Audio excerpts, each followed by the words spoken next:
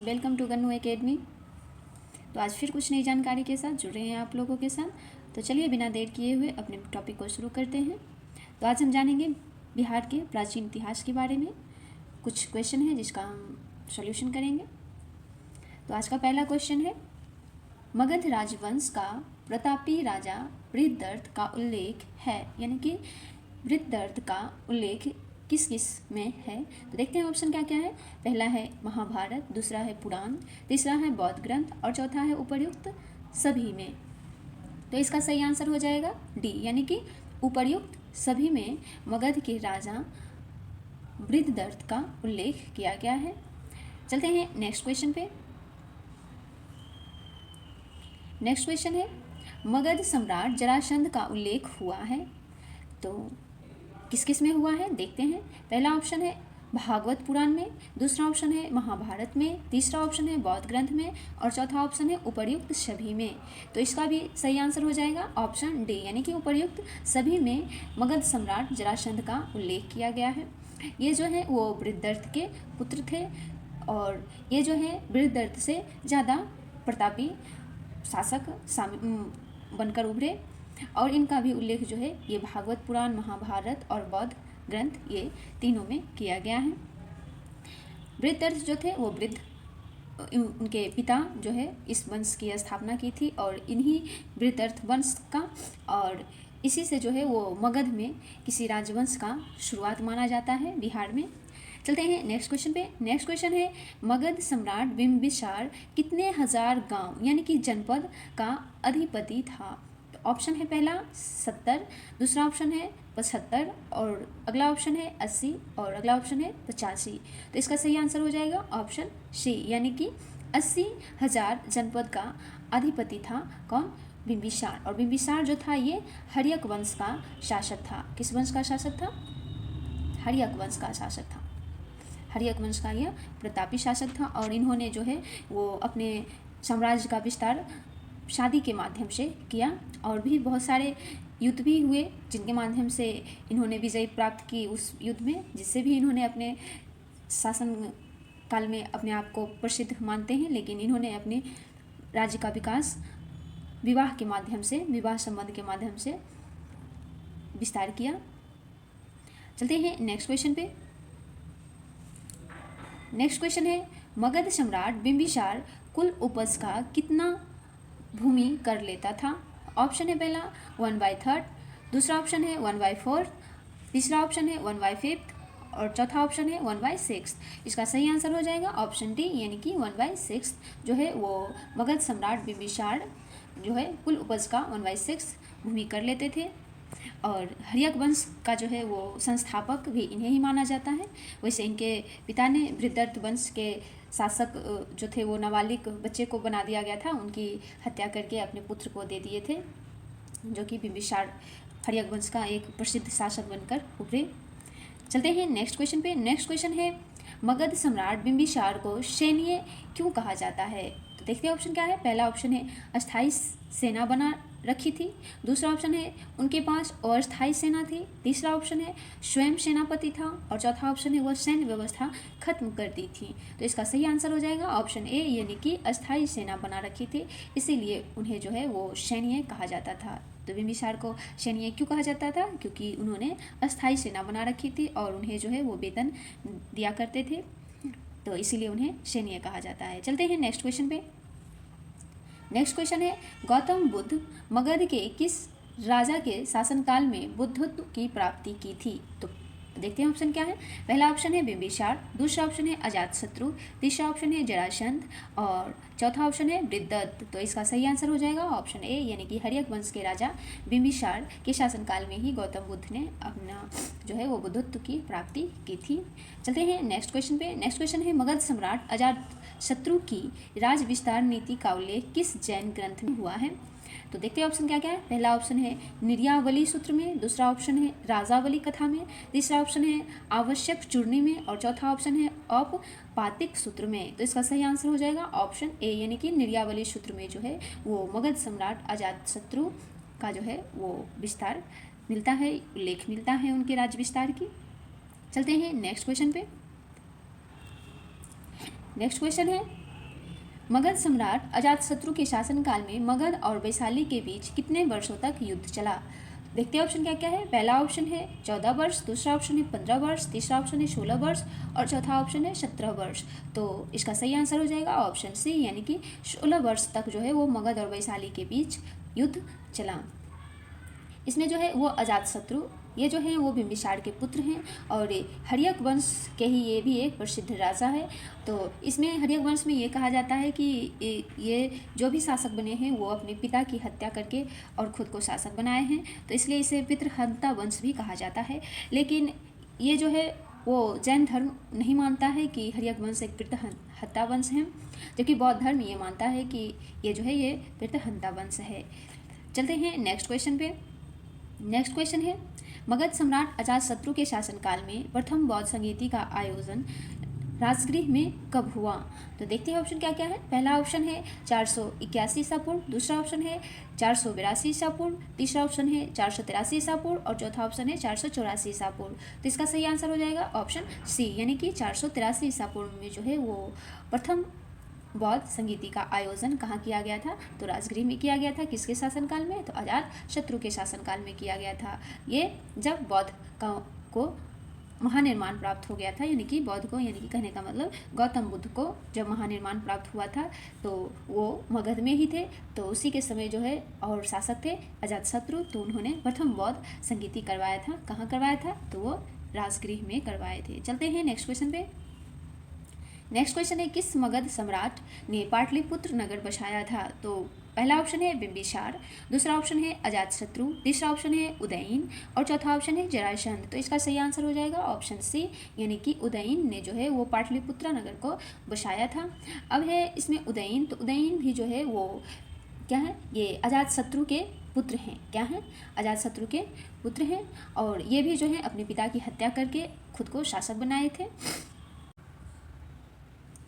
तो next question है हर्यक वंश का अंतिम मगध सम्राट कौन था? तो पहला ऑप्शन है उदयन, दूसरा ऑप्शन है नागदशक, तीसरा ऑप्शन है शिशुनाग और चौथा ऑप्शन है कालाशोक। तो इसका सही आंसर हो जाएगा ऑप्शन बी, यानी कि नागदशक जो है वो हर्यक वंश का अंतिम शासक बना, जो कि हर्यक वंश का ये नागदशक जो था वो अयोग्य शासक था और इनके सामंत थे शिशुनाग। इन्हीं शिशुनाग ने ही नागदशक की हत्या कर खुद का एक वंश स्थापित कर दिए जिसका नाम रख दिए शिशुनाग वंश। तो उसके बाद हर्यक वंश के बाद आ जाता है शिशुनाग वंश। तो इन्होंने ही, शिशुनाग ने ही नागदशक की हत्या कर दी, इसलिए हर्यक वंश का अंतिम शासक कौन बन गया? नागदशक बन गया। चलते हैं नेक्स्ट क्वेश्चन पे। किस मगध सम्राट ने वैशाली को वास्तविक राजधानी बनाई? तो देखते हैं ऑप्शन क्या क्या है। पहला ऑप्शन है शिशुनाग, दूसरा ऑप्शन है नागदशक, तीसरा ऑप्शन है कालाशोक और चौथा ऑप्शन है अजातशत्रु। तो इसका सही आंसर हो जाएगा ऑप्शन सी। क्या हो जाएगा इसका सही आंसर? ऑप्शन सी हो जाएगा, यानी कि कालाशोक। कालाशोक ने जो है वो मगध सम्राट की राजधानी, वास्तविक राजधानी वैशाली बनाई थी। चलते हैं नेक्स्ट क्वेश्चन पे। और इन्हीं के शासनकाल में जो है वो दूसरी बौद्ध संगीति का आयोजन किया गया था। चलते हैं नेक्स्ट क्वेश्चन पे। अगला क्वेश्चन है किसके शासनकाल में द्वितीय बौद्ध संगीति का आयोजन वैशाली में हुआ था?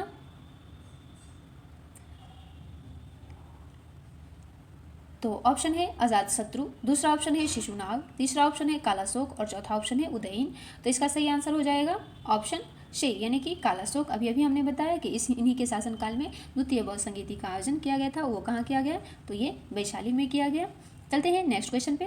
नेक्स्ट क्वेश्चन है किस मगध सम्राट को बौद्ध ग्रंथों में उग्रसेन अर्थात प्रचंड सेना का स्वामी कहा गया? तो देखते हैं ऑप्शन क्या क्या है।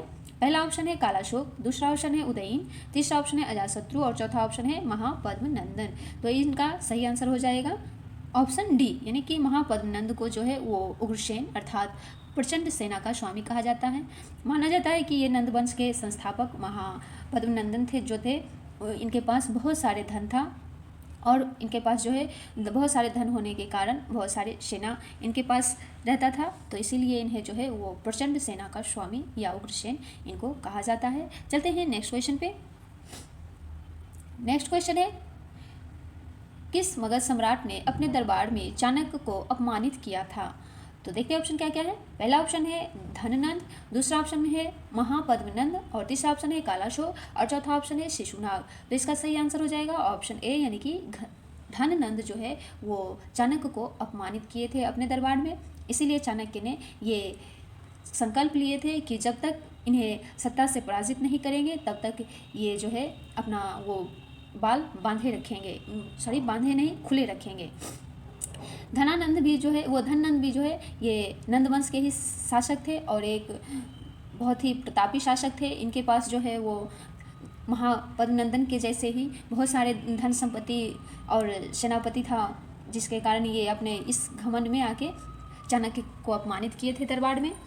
और धननंद के डर से जो है सिकंदर वो ये इनकी सीमा में आने से वापस चला गया था। इनकी सेना के बारे में जान के कि इनके पास कितना सेना है, तो वो भारत पे आक्रमण नहीं किया था धननंद के ही शासनकाल में। तो इसका सही आंसर हो जाएगा धननंद, यानी कि धननंद जो है वो मगध सम्राट ने अपने दरबार में चाणक्य को अपमानित किया था। चलते हैं नेक्स्ट क्वेश्चन पे। नेक्स्ट क्वेश्चन है मगध सम्राट धननंद पर चंद्रगुप्त की विजय गाथा का वर्णन नाटककार विशाखा दत्त के किस पाठ्य पुस्तक में हुआ है। तो देखते हैं ऑप्शन क्या क्या है। पहला है चाणक्य, दूसरा है मुद्रा राक्षस, तीसरा है मृषकटिकम, और चौथा है शूद्रक। तो इसका सही आंसर हो जाएगा ऑप्शन बी, यानी कि मुद्रा राक्षस में जो है वो धननंद पर जो है चंद्रगुप्त की विजय गाथा का वर्णन किया गया है। चलते हैं नेक्स्ट क्वेश्चन पे। और मुद्रा राक्षस के लेखक कौन है। तो ये लेखक हैं विशाख दत्त हैं, ये भी क्वेश्चन आ जाता है। तो चलते हैं नेक्स्ट क्वेश्चन पे। नेक्स्ट क्वेश्चन है किस मगध सम्राट ने व्याकरणाचार्य पाणिनि को पुरुषपुर यानी कि पेशावर से पाटलिपुत्र आमंत्रित किया था। तो देखते हैं ऑप्शन क्या क्या है। पहला है धननंद, दूसरा है महापद्मनंद, तीसरा ऑप्शन है अजातशत्रु, और चौथा ऑप्शन है उदयीन। तो इसका सही आंसर हो जाएगा ऑप्शन बी, महापद्मनंद ने व्याकरणाचार्य पाणिनि को जो है वो पुरुषपुर यानी पेशावर से पाटलिपुत्र आने के लिए आमंत्रित किया था। चलते हैं नेक्स्ट क्वेश्चन पे। नेक्स्ट क्वेश्चन है किस सम्राट ने भारत में सर्वप्रथम केंद्रीकृत व्यवस्था स्थापित किया था। तो देखते हैं ऑप्शन क्या क्या है। पहला ऑप्शन है चंद्रगुप्त मौर्य, दूसरा ऑप्शन है अजातशत्रु, तीसरा ऑप्शन है बिंबिसार, और चौथा ऑप्शन है जरासंध। तो इसका सही आंसर हो जाएगा ऑप्शन ए, यानी कि चंद्रगुप्त मौर्य ने सर्वप्रथम केंद्रीकृत व्यवस्था स्थापित करने का शुरुआत की थी। चलते हैं नेक्स्ट क्वेश्चन पे। नेक्स्ट क्वेश्चन है मौर्यकालीन शासन व्यवस्था कितने प्रांतीय भागों में विभक्त था। तो देखते हैं ऑप्शन क्या क्या है। पहला ऑप्शन है 3, दूसरा ऑप्शन है 4, तीसरा ऑप्शन है 5, और चौथा ऑप्शन है 6। तो इसका सही आंसर हो जाएगा ऑप्शन सी, यानी कि 5। मौर्यकालीन व्यवस्था जो है वो 5 प्रांतीय भागों में विभक्त था। चलते हैं नेक्स्ट क्वेश्चन पे। नेक्स्ट क्वेश्चन है वह ग्रंथ जिसमें पाटलिपुत्र प्रशासन का वर्णन उपलब्ध है। तो देखते हैं ऑप्शन क्या क्या है। पहला है अर्थशास्त्र, दूसरा है इंडिका, तीसरा है राजतरंगिणी, और चौथा है पुराण। तो इसका सही आंसर हो जाएगा ऑप्शन बी, यानी कि इंडिका में जो है वो पाटलिपुत्र प्रशासन का वर्णन किया गया है। चलते हैं नेक्स्ट क्वेश्चन पे। नेक्स्ट क्वेश्चन है मौर्यकालीन राज व्यवस्था के किस अंग का प्रमुख होता था। तो देखते हैं क्या क्या ऑप्शन है। पहला है कार्यपालिका, दूसरा है व्यवस्थापिका, तीसरा न्यायपालिका, और चौथा उपर्युक्त सभी। तो इसका सही आंसर हो जाएगा ऑप्शन डी, यानी कि उपर्युक्त सभी का जो है वो मौर्यकालीन राज्य व्यवस्था में अंग जो है वो प्रमुख था। राजा जो है वो ये तीनों के प्रमुख होते थे। कोई भी कार्य हो इनसे छोटे छोटे जो है वो बनाए जाते थे इनमें प्रधान, लेकिन तीनों का प्रमुख अगर जो विशेष फैसला लेना हो तो उसका वो राजा ही करते थे। चलते हैं नेक्स्ट क्वेश्चन पे। तो अगला क्वेश्चन है मौर्यकालीन नगर प्रशासन में कितनी समितियों का सहयोग रहता था। तो ऑप्शन है पहला 4, दूसरा ऑप्शन है 5, तीसरा ऑप्शन है 6, और चौथा ऑप्शन है 7। तो इसका सही आंसर हो जाएगा ऑप्शन सी, यानी कि 6। लेकिन मौर्यकालीन नगर प्रशासन में 6 समितियों का सहयोग होता था, जिसमें कि हर में 5 व्यक्ति होते थे, जैसे कि कुल 30 समिति में लोग रहते थे। अगला है क्वेश्चन मौर्यकालीन मंत्रिपरिषद में कितने मंत्री होते थे। तो पहला ऑप्शन है 8 से 10, दूसरा ऑप्शन है 9 से 11, तीसरा ऑप्शन है 10 से 11, और चौथा ऑप्शन है 12 से 20। तो इसका सही आंसर हो जाएगा ऑप्शन डी, यानी कि 12 से 20 रहते थे मौर्यकालीन मंत्रिपरिषद की संख्या। चलते हैं नेक्स्ट क्वेश्चन पे। नेक्स्ट क्वेश्चन है मौर्यकालीन केंद्रीय शासन संचालन के लिए विभाग बनाए गए थे, उन विभागों को क्या कहा जाता था? तो पहला ऑप्शन है व्यवहारिक, दूसरा ऑप्शन है विभाग, तीसरा ऑप्शन है तीर्थ और चौथा ऑप्शन है स्थानिक। तो इसका सही आंसर हो जाएगा ऑप्शन सी यानी कि तीर्थ। इसे जो है वो तीर्थ कहा जाता था। चलते हैं नेक्स्ट क्वेश्चन पे। नेक्स्ट क्वेश्चन है कौटिल्य के अर्थशास्त्र में कितने तीर्थ यानी कि विभाग का उल्लेख किया गया है? तो ऑप्शन है 15, दूसरा ऑप्शन है 16, तीसरा ऑप्शन है 17 और चौथा ऑप्शन है 18। तो इसका सही आंसर हो जाएगा ऑप्शन डी यानी कि 18 तीर्थों का उल्लेख किया गया है कौटिल्य के अर्थशास्त्र में। तो नेक्स्ट क्वेश्चन है मौर्यकालीन गुप्तचर व्यवस्था कितने भागों में विभक्त थी? तो पहला ऑप्शन है 2, दूसरा ऑप्शन है 3, चौथा ऑप्शन है, तीसरा ऑप्शन है 4 और चौथा ऑप्शन है 5। तो इसका सही आंसर हो जाएगा ऑप्शन ए यानी कि 2, यानी गुप्तचर की जो है वो 2 भाग में विभक्त थे, जिसमें कि एक जो था वो संचार था और एक जो था वो संस्था था।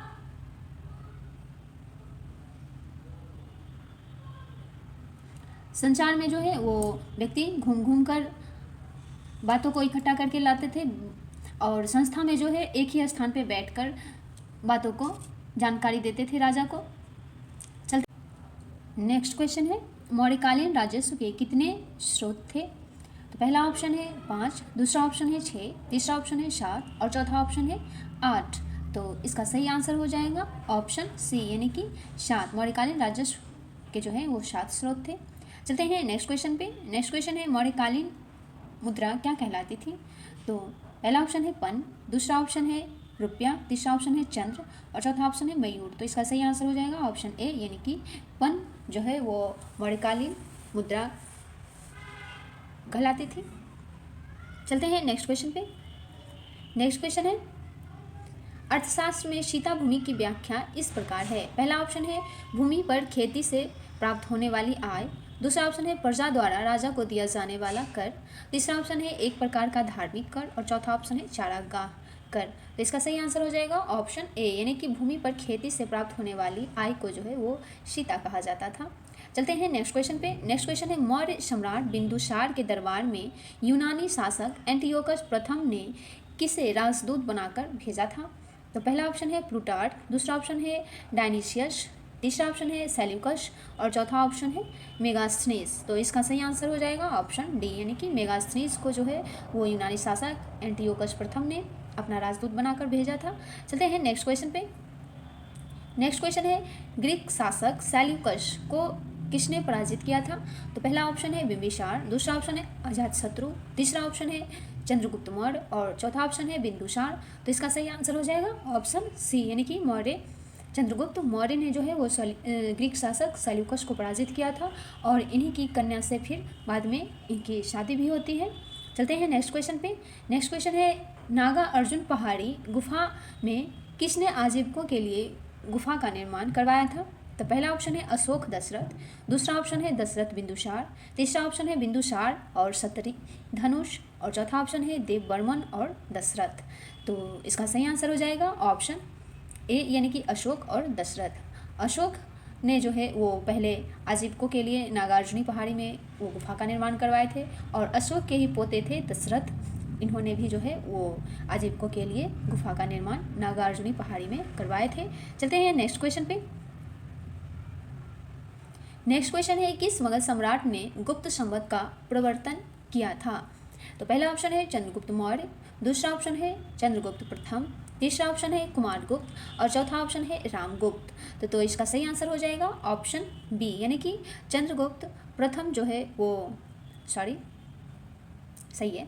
चंद्रगुप्त प्रथम ने जो है वो गुप्त संवत की शुरुआत की थी। अपने जिस समय उन्होंने राज्याभिषेक किया था उसी समय इन्होंने गुप्त संवत की शुरुआत की थी।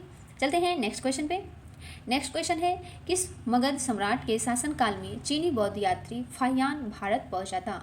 तो पहला ऑप्शन है चंद्रगुप्त प्रथम, दूसरा ऑप्शन है चंद्रगुप्त द्वितीय, तीसरा ऑप्शन है कुमारगुप्त और चौथा ऑप्शन है श्रीगुप्त। तो इसका सही आंसर हो जाएगा ऑप्शन बी यानी कि चंद्रगुप्त द्वितीय के समय में जो है बौद्ध यात्री फाहियान भारत आया था और इन्होंने जो है नालंदा में छः वर्ष तक रहकर बौद्ध की जो है वो ज्ञान प्राप्त की थी। चलते हैं नेक्स्ट क्वेश्चन पे। नेक्स्ट क्वेश्चन है चंद्रगुप्त प्रथम का राज्याभिषेक कहाँ हुआ था? तो पहला ऑप्शन है काशी, दूसरा ऑप्शन है क्लौस, तीसरा ऑप्शन है पाटलिपुत्र और चौथा ऑप्शन है वैशाली। तो इसका सही आंसर हो जाएगा ऑप्शन सी, यानी कि पाटलिपुत्रा में जो है वो चंद्रगुप्त प्रथम का राज्याभिषेक किया गया था। चलते हैं नेक्स्ट क्वेश्चन पे। नेक्स्ट क्वेश्चन है गुप्त संवत की स्थापना का वर्ष था, यानी कौन सा वर्ष था। तो पहला ऑप्शन है 230 ईस्वी, दूसरा ऑप्शन है 320 ईस्वी और तीसरा ऑप्शन है 325 ईस्वी और चौथा ऑप्शन है 330 ईस्वी। तो इसका सही आंसर हो जाएगा ऑप्शन बी, यानी कि 320 ईस्वी में जो है चंद्रगुप्त प्रथम ने ही गुप्त वंश की जो है वो स्थापना की थी और इसी के समय जो है वो गुप्त संवत की भी शुरुआत की थी। चलते हैं नेक्स्ट क्वेश्चन पे। नेक्स्ट क्वेश्चन है बिहार में गुप्त शक्ति के संगठन का श्रेय किसे जाता है। तो पहला ऑप्शन है चंद्रगुप्त प्रथम को, दूसरा ऑप्शन है चंद्रगुप्त द्वितीय को और तीसरा ऑप्शन है समुद्रगुप्त को और चौथा ऑप्शन है कुमार गुप्त को। तो इसका सही आंसर हो जाएगा ऑप्शन बी, यानी कि चंद्रगुप्त द्वितीय को जो है वो बिहार में गुप्त शक्ति के संगठन का श्रेय जाता है। इन्हें विक्रमादित्य भी कहा जाता है, इन्होंने विक्रमादित्य की भी उपाधि धारण की थी। चलते हैं नेक्स्ट क्वेश्चन पे। नेक्स्ट क्वेश्चन है किस शासक से सिहल के राजा मेघवर्मन ने बौद्ध गया में बौद्ध मठ स्थापित करने की अनुमति मांगी थी। तो पहला ऑप्शन है चंद्रगुप्त प्रथम, दूसरा ऑप्शन है अशोक, तीसरा ऑप्शन है समुद्रगुप्त और चौथा ऑप्शन है कुमार गुप्त। तो इसका सही आंसर हो जाएगा ऑप्शन सी, यानी कि समुद्रगुप्त से जो है वो सिहल यानी कि श्रीलंका के राजा मेघवर्मन ने जो है वो बौद्ध गया में बौद्ध मठ स्थापित करने की अनुमति मांगी थी। चलते हैं नेक्स्ट क्वेश्चन पे। नेक्स्ट क्वेश्चन है नालंदा विश्वविद्यालय की स्थापना का युग है। तो पहला ऑप्शन है मौर्य, दूसरा ऑप्शन है कुषाण, तीसरा ऑप्शन है गुप्त और चौथा ऑप्शन है पाल। तो इसका सही आंसर हो जाएगा ऑप्शन सी, यानी कि गुप्त काल में जो है वो नालंदा विश्वविद्यालय की स्थापना की गई थी। चलते हैं नेक्स्ट क्वेश्चन पे। नेक्स्ट क्वेश्चन है नालंदा विश्वविद्यालय का संस्थापक कौन था। तो देखते क्या है ऑप्शन। पहला ऑप्शन है चंद्रगुप्त प्रथम, दूसरा ऑप्शन है रामगुप्त, तीसरा ऑप्शन है स्कंदगुप्त और चौथा ऑप्शन है कुमार गुप्त। तो इसका सही आंसर हो जाएगा ऑप्शन डी, यानी कि कुमार गुप्त ने जो है वो नालंदा विश्वविद्यालय की स्थापना की थी। चलते हैं नेक्स्ट क्वेश्चन पे। नेक्स्ट क्वेश्चन है बोध गया के महाबोधि मंदिर की स्थापना हुई थी। तो पहला ऑप्शन है मौर्य काल में, दूसरा ऑप्शन है पाल काल में, तीसरा ऑप्शन है गुप्त काल में और चौथा ऑप्शन है मौखरी काल में। तो इसका सही आंसर हो जाएगा ऑप्शन सी, यानी कि गुप्त काल में जो है वो बोध गया के महाबोधि मंदिर की स्थापना की गई थी। चलते हैं नेक्स्ट क्वेश्चन पे। नेक्स्ट क्वेश्चन है चीनी बौद्ध यात्री फाहियान कितने समय तक पाटलिपुत्रा में रहा था। तो ऑप्शन क्या क्या है। पहला ऑप्शन है 6 महीने, दूसरा ऑप्शन है 1 वर्ष, तीसरा ऑप्शन है 2 वर्ष और चौथा ऑप्शन है 3 वर्ष। तो इसका सही आंसर हो जाएगा 3 वर्ष। जो है बौद्ध चीनी यात्री फाहियान जो है वो 3 वर्षों तक रहकर पाटलिपुत्रा में बौद्ध धर्म की ज्ञान जो है वो प्राप्त किए थे। सॉरी, मैंने ऊपर के क्वेश्चन में 6 वर्ष बोल दिया था। कितने वर्ष रहे थे। 3 वर्ष ही रहे थे और इन्होंने 3 वर्ष रहकर नालंदा में बौद्ध धर्म की ज्ञान प्राप्त की थी। चलते हैं नेक्स्ट क्वेश्चन। तो अगला क्वेश्चन है खगोल शास्त्री आर्यभट्ट का संबंध बिहार के किस नगर से था। तो पहला ऑप्शन है नालंदा, दूसरा ऑप्शन है चंपा, तीसरा ऑप्शन है पाटलिपुत्र और चौथा ऑप्शन है राजगृह। तो इसका सही आंसर हो जाएगा पाटलिपुत्र। खगोल शास्त्री आर्यभट्ट का संबंध पाटलिपुत्र से था। चलते हैं नेक्स्ट क्वेश्चन पे। नेक्स्ट क्वेश्चन है किसने यह वर्णन किया कि मध्य भारत के सभी देशों में मगध देश में सर्वाधिक नगर थे। धनपतियों ने यहाँ चिकित्सालय बनवाए थे जहाँ रोगियों की निःशुल्क भोजन तथा दवाएं दी जाती थी। तो पहला ऑप्शन है एतिशंग, दूसरा ऑप्शन है हैंसोंग, तीसरा ऑप्शन है फाहियान और चौथा ऑप्शन है मेगास्थनीज। तो इसका सही आंसर हो जाएगा ऑप्शन सी, यानी कि फाहियान ने ये कहा था कि जो सभी देशों में सबसे बड़ा जो है वो मगध देश है और यहाँ पे जो है वो धनपतियों ने चिकित्सालय बनवाए और रोगियों को निःशुल्क भोजन एवं दवाएं दी जाती थी। चलते हैं नेक्स्ट क्वेश्चन पे। नेक्स्ट क्वेश्चन है चीनी बौद्ध यात्री हैंसोंग ने बिहार के किस विश्वविद्यालय में अध्ययन किया था। तो पहला ऑप्शन है उदंतपुरी, दूसरा ऑप्शन है विक्रमशिला, तीसरा ऑप्शन है नालंदा और चौथा ऑप्शन है श्वेतपुर। तो इसका सही आंसर हो जाएगा ऑप्शन सी, यानी कि नालंदा में जो है वो हैंसोंग बौद्ध धर्म के बारे में शिक्षा ग्रहण किए थे। चलते हैं नेक्स्ट क्वेश्चन पे। नेक्स्ट क्वेश्चन है चीनी बौद्ध तीर्थयात्री तिशंग बिहार के किस विश्वविद्यालय में 10 वर्षों तक अध्ययन किया था। तो पहला ऑप्शन है नालंदा, दूसरा ऑप्शन है विक्रमशिला, तीसरा ऑप्शन है चेचर और चौथा ऑप्शन है उदंतपुरी। तो इसका सही आंसर हो जाएगा ऑप्शन ए, यानी कि नालंदा में तिशंग भी जो है वो बौद्ध बौद्धत्व के ज्ञान की प्राप्ति किए थे और कितने वर्षों तक रहे अध्ययन किए थे, तो 10 वर्षों तक अध्ययन किए थे। चलते हैं नेक्स्ट क्वेश्चन पे। नेक्स्ट क्वेश्चन है महाबोधि वृक्ष को क्षति पहुंचाने वाला शासक था, यानी कि कौन था। तो देखते हैं ऑप्शन क्या क्या है। पहला ऑप्शन है ग्रहवर्मा, दूसरा ऑप्शन है हर्षवर्धन, तीसरा ऑप्शन है शशांक और चौथा ऑप्शन है राज्यवर्धन। तो इसका सही आंसर हो जाएगा ऑप्शन सी, यानी कि शशांक जो है वो महाबोधि वृक्ष को जो है वो कटवा दिया था। यह जो है बंगाल का एक शासक था, कट्टर शासक। चलते हैं नेक्स्ट क्वेश्चन पे। नेक्स्ट क्वेश्चन है गुप्त वंशी शासक किस धर्म को मानते थे। पहला ऑप्शन है जैन, दूसरा ऑप्शन है बौद्ध, तीसरा ऑप्शन है वैष्णव और चौथा ऑप्शन है शैव। तो इसका सही आंसर हो जाएगा ऑप्शन बी, यानी कि गुप्त वंश जो है वो बौद्ध धर्म को मानते थे। चलते हैं नेक्स्ट क्वेश्चन पे। नेक्स्ट क्वेश्चन है मगध के किस प्रवर्ती गुप्त वंश का अंतिम शासक था। तो पहला ऑप्शन है जीवित गुप्त, दूसरा ऑप्शन है माधव गुप्त, तीसरा ऑप्शन है कुमार गुप्त और चौथा ऑप्शन है पुरु गुप्त। तो इसका सही आंसर हो जाएगा ऑप्शन ए, यानी कि जीवित गुप्त जो था वो गुप्त वंश प्रवर्ती गुप्त वंश का अंतिम शासक था। और आज के इस टॉपिक का लास्ट क्वेश्चन है गुप्त काल की समाप्ति के बाद किस वंश का शासन मगध में स्थापित हुआ। तो पहला ऑप्शन है हर्यक वंश, दूसरा ऑप्शन है मौर्य वंश, तीसरा ऑप्शन है हैहय वंश और चौथा ऑप्शन है मौखरी वंश। तो इसका सही आंसर हो जाएगा ऑप्शन डी, यानी कि मौखरी वंश जो है वो गुप्त काल के बाद मौखरी वंश का उदय हुआ था, जिसके संस्थापक मुखर्जी थे। तो ये वीडियो यहीं पे क्या होता है, समाप्त होता है। अगर जो आपको ये वीडियो अच्छा लगता है तो प्लीज़ वीडियो को लाइक करें और अपने दोस्तों के साथ शेयर करें। फिर मिलते हैं कुछ नई जानकारी के साथ, तब तक के लिए जुड़े रहें अपने कन्नू एकेडमी के साथ। धन्यवाद।